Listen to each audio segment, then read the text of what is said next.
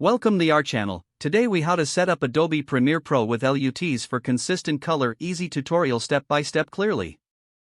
Open Adobe Premiere Pro and create a new project. Import your video footage into the project panel. Drag your video clip to the timeline to begin editing. Go to the color workspace by selecting color at the top of the screen. Open the Lumetri color panel from the right side of the workspace.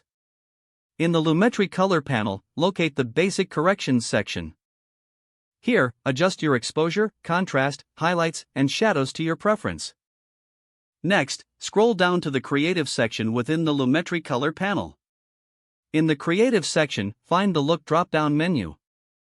Click the drop-down and select Browse to locate your LUT file. Navigate to the folder where you stored your LUTs. Select the desired LUT and click Open to apply it to your footage. You can adjust the intensity of the LUT using the intensity slider.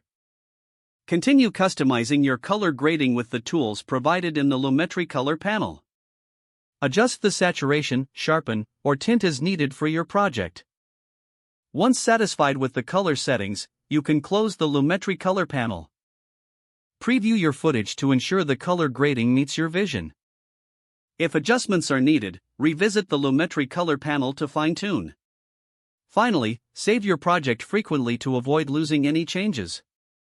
Your Adobe Premiere Pro setup with LUTs for consistent color is now complete. If the page does not load, refresh the browser or try again in a private or incognito window.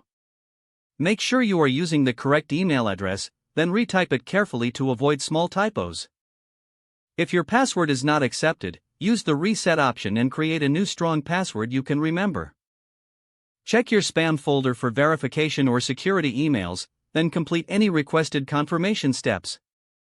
Enable two-factor authentication if available to improve account security and reduce unauthorized access risk.